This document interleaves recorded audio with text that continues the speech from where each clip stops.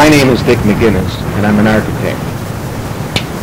I retired a little less than 2 years ago as Director of the Construction Management Division, Public Building Service, General Services Administration, Region 5, Chicago, which job I held for the previous 10 years. The region comprised 5 states: Illinois, Indiana, Michigan, Wisconsin, and Ohio. I was responsible for the design and construction of new federal buildings in the 5-state region, as well as the repair and improvement of existing buildings. One of the last and most enjoyable projects I was involved with was directing the design and construction of a federal building in Saginaw, Michigan, which had been designated as an environmental demonstration project by the administrator of GSA.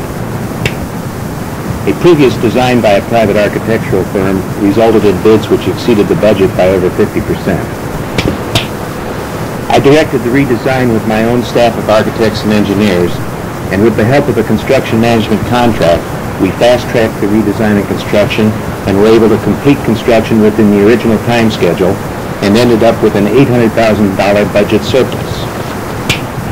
In a moment I will show you the Saginaw building.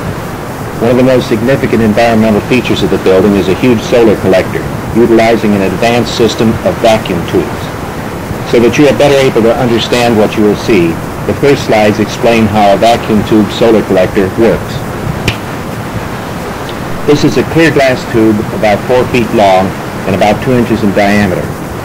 Inside it is another glass tube, the outside of which has been coated with a baked-on black selective coating.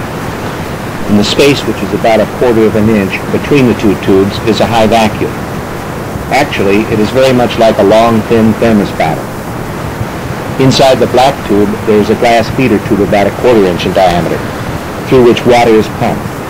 It flows out at the end and returns on the inside of the black coated tube, picking up heat absorbed from the sun. Because of the vacuum around the tube, virtually no heat escapes, and it can operate at sub-zero temperatures with no danger of freezing. It's so efficient that the water temperatures develop from 200 to 240 degrees Fahrenheit, which is its steam temperature. A group of tubes is called an array, which measures 4 by 8 feet. Here are 24 vacuum tubes, 12 on each side, connected to an insulated manifold. Water flows through each tube in series, picking up more and more heat as it travels. Other units are connected in series to make the collector any required size. With this short explanation, I will begin the slides that will show you the collector in action. This is the Saginaw, Michigan Federal Office Building. It was conceived as an environmental demonstration project to set an example of what could be achieved by thoughtful planning when constructing new commercial, industrial, and governmental buildings and preserving the environment for future generations. The building is a 1-story structure slightly recessed into the ground. It furnishes offices for some 12 federal agencies, including a downtown postal facility. The dominating environmental feature of the building is a sculpture-like precast concrete sail supporting a solar collector, utilizing 6,000 vacuum tubes to collect energy from the sun and transform it into heated water.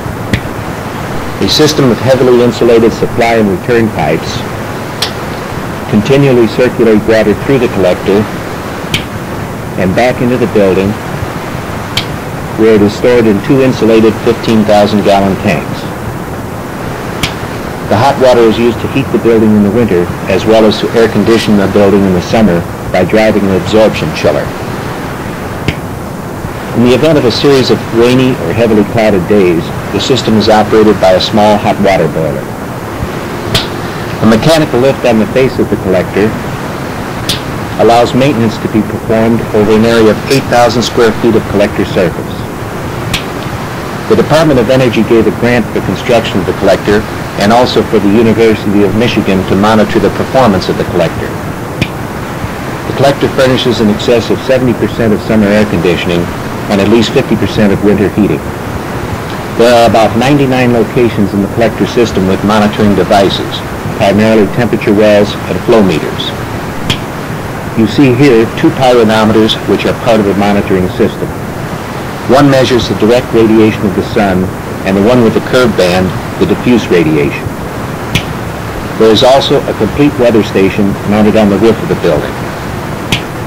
which continually measures wind velocity and direction, temperature, humidity, and rainfall. A computer in the basement of the building prints out the performance of the collector at 5-minute intervals. This data is also simultaneously transmitted to the University of Michigan at Ann Arbor to a remote computer.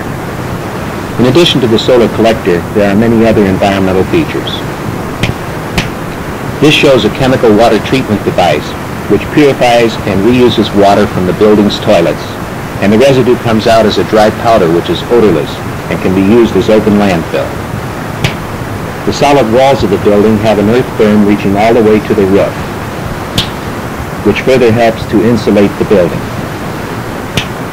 The roof in front of the collector is a landscape park, available to the employees and to the public.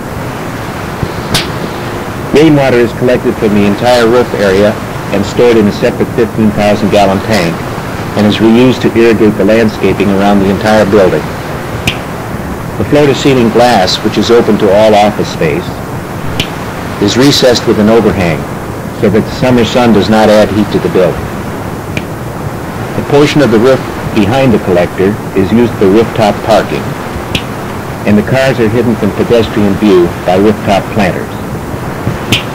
During evenings and weekends, the roof parking area can be used as a playground for basketball, tetherball, and other sports.